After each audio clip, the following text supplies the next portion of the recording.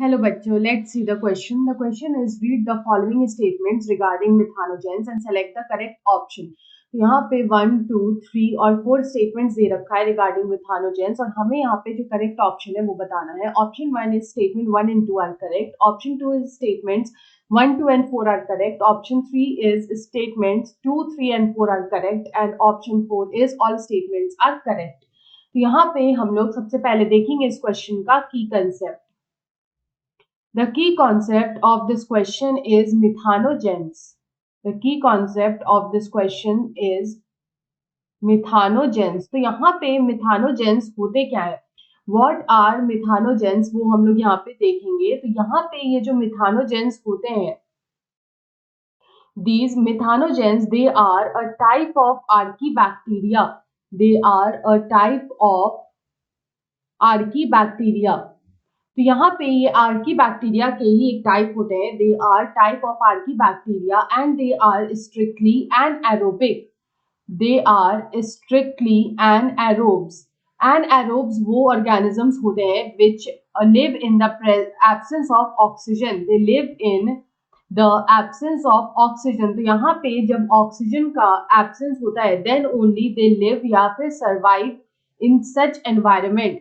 यहाँ पे हम लोग बोल सकते हैं they survive in absence of oxygen, इसलिए हम लोग इनको बोलते हैं anaerobes. They are strictly एनाएरोब्स.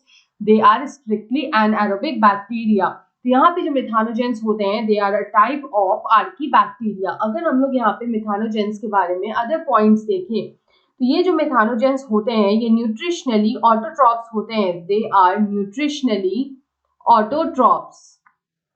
Nutritionally ये ऑटोट्रॉप्स होते हैं. ऑटोट्रॉप्स ऐसे ऑर्गेनिजम्स होते हैं जो किसी और ऑर्गेनिज्म पे डिपेंड नहीं करते हैं फॉर फूड. तो यहाँ पे जो डिकम्पोजिशन प्रोडक्ट होता है ये उससे अपना एनर्जी और कार्बन को विड्रॉ करते हैं. यहाँ पे अगर हम लोग मिथानोजेंस की बात करें तो ये जो मिथानोजेंस होते हैं ये कहाँ पे पाए जाते हैं, तो अगर हम लोग बोल सकते हैं that methanogens are often found in. They are often found in the gut of. They are often found in the gut of numerous. They are often found in the gut of numerous ruminant animals. They are often found in the gut of numerous ruminant animals. तो यहाँ पे जो ruminant animals होते हैं they are cows and buffaloes. तो यहाँ पे जो cows and buffaloes होते हैं उनके gut में जो है हमें मिथानोजेंस देखने को मिलते हैं. यहाँ पे ये जो मिथानोजेंस होते हैं वो यहाँ पे मीथेन गैस को भी प्रोड्यूस करते हैं. तो हम लोग बोल सकते हैं that methane gas is produced या फिर मीथेन गैस इज फॉर्म्ड. तो यहाँ पे मीथेन गैस का फॉर्मेशन होता है from the Dang of. The methane gas is formed from the Dang of animals such as cows. From the dung of animals such as cows with the help of methanogens. With the help of methanogens. तो यहाँ पे जो methanogens होते हैं वो यहाँ पे एनाएरोबिकली क्या करते हैं कि डंग पे एक्ट करते हैं और यहाँ पे जो मीथेन गैस है उसको प्रोड्यूस करते हैं. ये जो मीथेन गैस है it is a natural renewable resource of energy और यहाँ पे ये methane gas is a part of the gobar gas.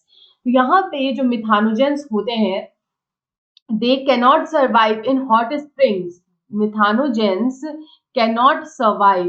They cannot survive in hot springs. ये hot sulfur springs जो होता है उसमें ये survive नहीं कर सकते हैं क्योंकि यहाँ पे ये gut of ruminant animals जो होता है उसके gut में ये मिलते हैं. तो इनका जो environment of survival है ये काफी ज्यादा हार्ड नहीं है. एक्सट्रीम एनवायरमेंट में ये सर्वाइव नहीं कर पाते हैं इसलिए they can not survive in hot sulphur springs. तो यहाँ पे जो है मिथानोजेंस जो होते हैं वो डंग ऑफ एनिमल्स पे एक्ट करते हैं और मीथेन गैस को प्रोड्यूस करते हैं और ये जो मीथेन गैस है it is the main constituent of the gobar gas. और ये जो गोबर गैस होता है इसी को हम लोग बायोगैस भी बोलते हैं. द बायोगैस और गोबर गैस का जो मेन कॉन्स्टिट्यूएंट होता है वो यहाँ पे मीथेन गैस होता है. तो यहाँ पे अगर हम लोग देखें तो हमारा जो यहाँ पे एक एक करके स्टेटमेंट जो फर्स्ट लिखा है they are included in the group of archaebacteria which is correct. तो हमारा जो यहाँ पे फर्स्ट स्टेटमेंट है वो यहाँ पे ट्रू है. उसके बाद जो यहाँ पे सेकंड पॉइंट हमारा दे रखा है कि they are responsible for the production of biogas in gobar gas plants. यहाँ पे ये स्टेटमेंट भी हमारा ट्रू है. उसके बाद जो हमारा थर्ड स्टेटमेंट दे रखा है, दे live in hot sulphur springs, ये हमारा यहाँ पे फॉल्स स्टेटमेंट है। और लास्ट जो हमारा दे रखा है, दे आर स्ट्रिक्टली एनाएरोबिक, तो यहाँ पे ये स्टेटमेंट भी हमारा ट्रू है, बिकॉज दे आर स्ट्रिक्टली एनाएरोबिक। तो यहाँ पे अगर हम इस क्वेश्चन का करेक्ट आंसर देखें, तो हमारा जो ट्रू स्टेटमेंट है, जो कि हमसे पूछा था कि करेक्ट यहाँ पे जो स्टेटमेंट्स है वो हमें बताना है, तो इट इज 1, 2 एंड 4। यहाँ पे ऑप्शन 2 में दे रखा है statements 1, 2 and 4 are correct, so option 2 is the right answer. I hope you understood it well. Best of luck.